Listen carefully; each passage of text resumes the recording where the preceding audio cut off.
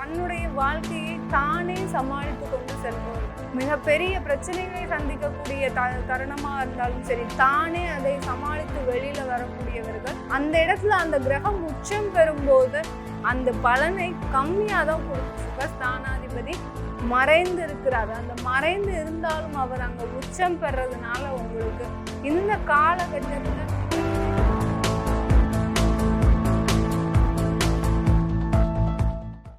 வணக்கம் நேர்களே, நான் உங்கள் ஆஸ்ட்ரோ பூர்ணா, என் கணித ஜோதிடம் மற்றும் ஆன்மீக பரிகார ஆராய்ச்சியாளர்.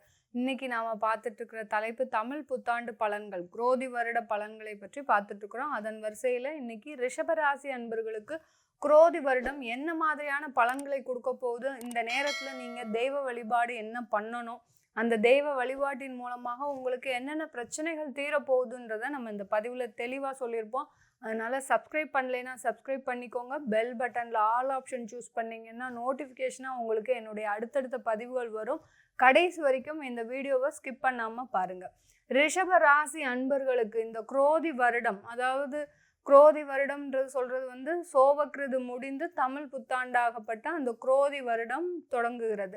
அந்த குரோதி வருடம்னு சொன்னாலே என்ன, எல்லோருக்குமே ஒரு குரோதி வருடம்னு என்ன பொருள் அப்படின்னு தெரிஞ்சுக்கிறதுக்கு ஆவலா இருப்பீங்க. குரோதின்றது ஒரு சின்ன பகையையோ இல்லை ஒரு விரோதியையோ சம்பாதிக்கக்கூடிய நேரம். அடுத்து பார்த்தீங்கன்னா நல்ல ஒரு செல்வாக்கு, அதே சமயத்தில் அந்த மக்களுக்கு நிறைய செல்வாக்கு அதிகமாகும். எப்படி மக்களை ஒரு இதுவாக எல்லாருமே நினச்சிட்டு இருந்தீங்களோ அந்த அளவுக்கு மக்களின் செல்வாக்கும், அதே சமயத்தில் ஒவ்வொருத்தருடைய அந்தஸ்தும் பார்த்திங்கன்னா சமுதாயத்தில் உயர்வதற்கு உண்டான ஒரு காலகட்டமாக தான் இருக்கும் இந்த குரோதி வருடத்தில். இந்த குரோதி வருடமாகப்பட்டது, தமிழ் புத்தாண்டாகப்பட்டது முதல்ல எப்படி நிர்ணயிக்கப்படுகிறது அப்படின்றத எல்லோருமே பொதுவாக தெரிஞ்சுக்கணும்.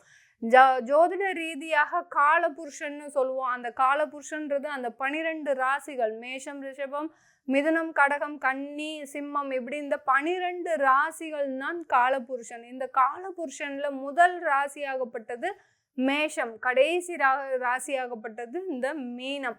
இந்த மேஷ ராசியில சூரியன், அதாவது நவகிரகங்களின் தலைவனான அந்த சூரிய பகவான், நமக்கு எல்லாத்துக்குமே அந்த ஒளியை தரக்கூடிய, இந்த பிரபஞ்சத்திற்கே மிகப்பெரிய ஒளியை தரக்கூடிய அந்த சூரிய பகவான் அந்த மேஷ ராசியில வரும்போது தான் அந்த தமிழ் புத்தாண்டாகப்பட்டது பிறக்கிறது.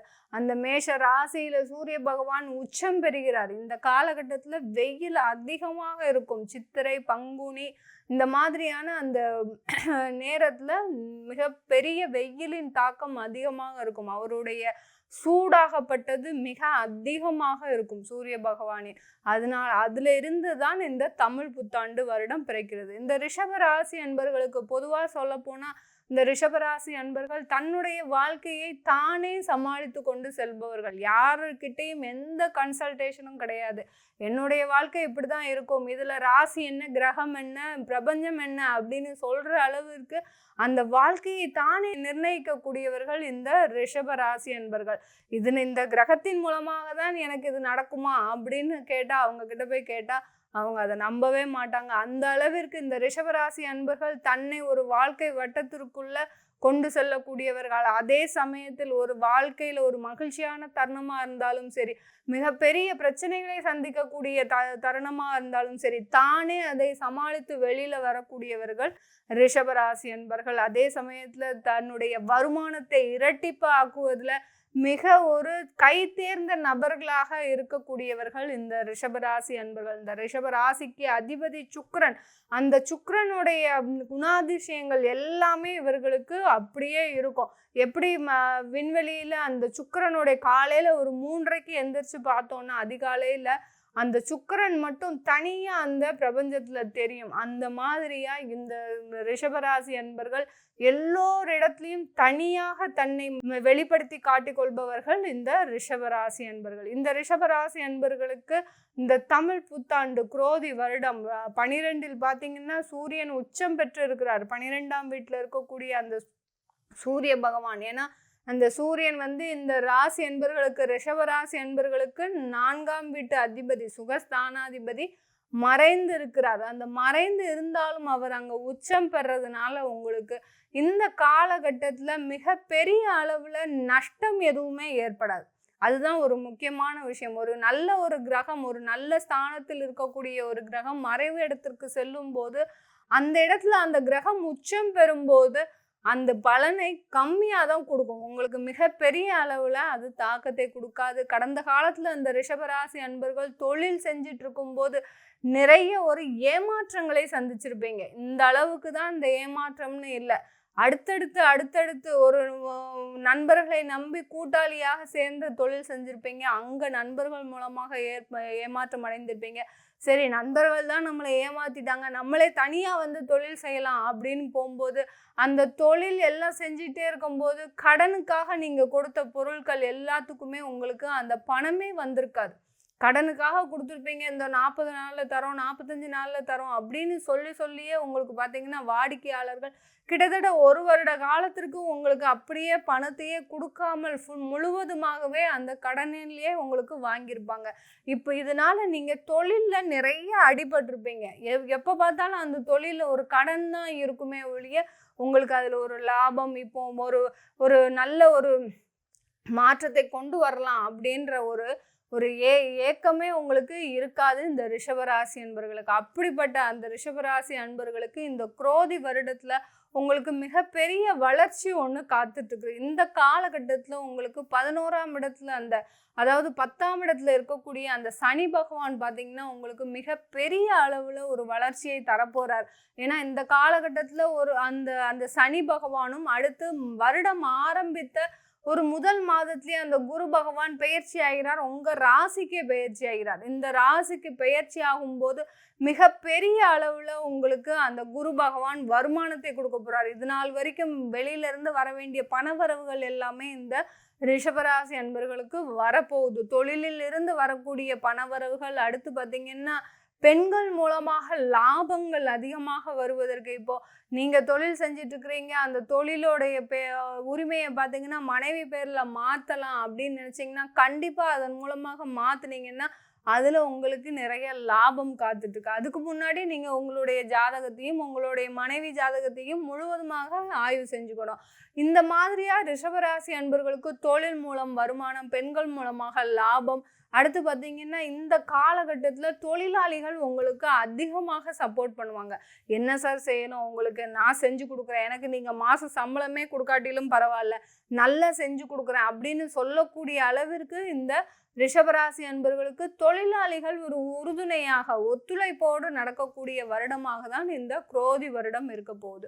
அடுத்து இந்த ரிஷபராசி அன்பர்களுக்கு இந்த காலகட்டத்துல வேலைக்கு செல்கின்ற நபர்கள் வெளிநாடு சென்று வேலை பார்த்தீங்கன்னா, வெளிநாடு சென்றதுக்கு தான் எங்களுக்கு ஒரு வாய்ப்பே கிடைக்க மாட்டேங்குதே மேடம், நாங்கள் அதனால நிறைய வருஷம் காத்துட்ருக்குறோம், அப்படி இருந்தும் எங்களுக்கு வாய்ப்பு கிடைக்க மாட்டேங்குது அப்படின்னு சொல்லக்கூடிய அந்த ரிஷபராசி என்பவர்களுக்கு இந்த காலகட்டத்தில் உங்களுக்கு வாய்ப்புகள் தேடி வரும்.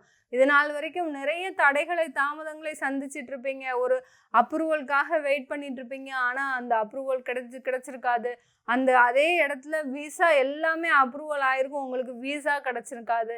இந்த மாதிரியான ஒரு சின்ன சின்ன தடைகளை சந்திச்சிட்டு இருந்த இந்த ரிஷபராசி என்பவர்களுக்கு இந்த காலகட்டத்தில் உங்களுக்கு எல்லாமே ஈஸியாக கிடைக்கக்கூடிய நேரம். ஏன்னா உங்களுடைய ஜென்மத்திலேயே அந்த குரு பகவான் இருக்கிறதுனால உங்களுக்கு எல்லா நன்மைகளையும் செய்து தர ஒரு உறுதுணையாக இருக்கக்கூடிய காலகட்டம் தான் இந்த ரிஷபராசி அன்பர்களுக்கு இருக்க போகுது. இந்த காலகட்டத்தில் ரிஷபராசி அன்பர்கள் செய்ய வேண்டிய ஒரு முக்கியமான ஒரு பரிகாரம் என்னன்னா, உங்களுடைய 10ஆம் இடத்துல சனி பகவான் வலுவா இருக்கிறார்.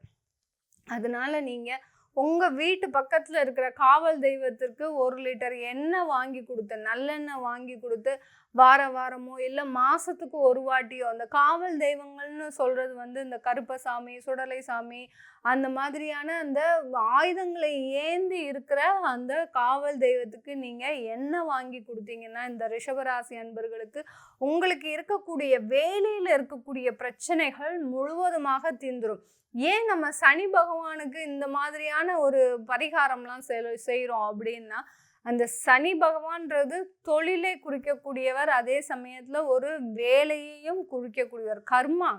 கர்மாவை கொடுக்கக்கூடிய கிரகம்னா பார்த்தீங்கன்னா அது அந்த சனியோட வேலை தான். அந்த சனிக்கு உண்டான பரிகாரத்தை நம்ம அடிக்கடி செஞ்சுக்கிட்டே வந்தோம்னா நம்ம வாழ்க்கையில மிக உயர்ந்த நிலைக்கு உயர்த்தி வைக்கக்கூடியவர் அந்த சனி பகவான் மட்டுமே. மற்ற கிரகங்கள் எந்த நிலைமையில் இருந்தாலும் அந்த சனி பகவான் கொடுக்கின்ற பலன்கள் தான் ஒரு ஜாதக ரீதியாக அதிகமாக இருக்கும். அதனால நீங்க இந்த சனிக்கிழமை அன்னைக்கோ இல்ல அந்த உள்ளூர்ல இருக்கிற அந்த காவல் தெய்வங்களுக்கோ எண்ணெயோ இல்ல பால் அபிஷேகமோ ஏதாவது செஞ்சுட்டு வந்தீங்கன்னா உங்களுக்கு இந்த காலகட்டத்துல வேலை வாய்ப்புகள் அதிகமாக தேடி வரும். இந்த ரிஷபராசி என்பர்களுக்கு இந்த காலகட்டத்துல திருமண வாய்ப்புகள் அதிகமாக வருவதற்கு வாய்ப்புகள் இருக்கு. அப்படி திருமணமே எனக்கு வாய்ப்புகளே வரல, எனக்கு இது நாள் வரைக்கும் 3 வருஷமா காத்துட்டு இருக்கிறேன், நிறைய ஜாதகம் வருது, நிறைய பொருத்தம் இருக்கு, ஆனா அங்க கடைசி நேரத்துல பேசும்போது ஏதோ ஒரு தடங்கள்னால தட்டி போயிருது அப்படின்னு நினைக்கக்கூடிய அன்பர்களுக்கு, திருமணம் சம்பந்தமான தடைகளை சந்திக்கக்கூடிய அன்பர்களுக்கு இந்த காலகட்டத்துல நீங்க வியாழக்கிழமை குரு பகவானுக்கு நீங்க 3 தீபம் ஏத்திட்டு வந்தீங்கன்னா கண்டிப்பா திருமண வாய்ப்புகள்ல இருக்கக்கூடிய தடைகள் விலகக்கூடிய ஒரு நேரமாக இருக்கும். இந்த ரிஷபராசி என்பவர்களுக்கு தமிழ் புத்தாண்டாகப்பட்டது எல்லா வளத்தையும், அதாவது நீங்க எதிர்பார்க்கின்ற வளங்களை எல்லாத்தையுமே, ஒரு வருமானம் வரணும், அந்த வருமானத்தை சேமிக்கணும், அந்த வருமானம் மூலமாக ஒரு நல்ல வீடோ சொந்தமா ஒரு வீடோ இல்லை நகைகளோ ஆபரணங்களோ வாங்குவதற்கு எங்களுக்கு தடைகள் இருக்குமா அப்படின்னு கேட்டிங்கன்னா ரிஷபராசி அன்பர்களுக்கு இது எல்லாமே உங்களுக்கு தானாக கையில் வந்து கிடைக்கக்கூடிய ஒரு நேரமாக தான் இருக்க போகுது. அதனால இந்த தமிழ் புத்தாண்டு குரோதி வருடமாகப்பட்டது மிகப்பெரிய ஒரு செல்வ செழிப்பை கொடுக்கக்கூடிய ஒரு நேரமாக தான் இருக்க போகுது. இது எல்லாமே நம்ம கோச்சார நிலவரப்படி சொல்லியிருக்கிறோம். இது அவங்கவுங்க ஜாதகப்படியும் தசாபுத்திப்படியும் பலன்கள் மாறுபடும். அதை பார்க்கணுன்னு விருப்பப்பட்டீங்கன்னா கீழே இருக்கிற நம்பருக்கு வாட்ஸ்அப்பில் அப்பாயின்மெண்ட் வாங்கிக்கிட்டு நீங்கள் என்கிட்ட கன்சல்ட் பண்ணிக்கலாம். உங்களிடமிருந்து விடைபெறுவது உங்கள் ஆஸ்ட்ரோ பூர்ணா. எல்லோருக்கும் இனிய தமிழ் புத்தாண்டு நல்வாழ்த்துக்கள். நன்றி, வணக்கம்.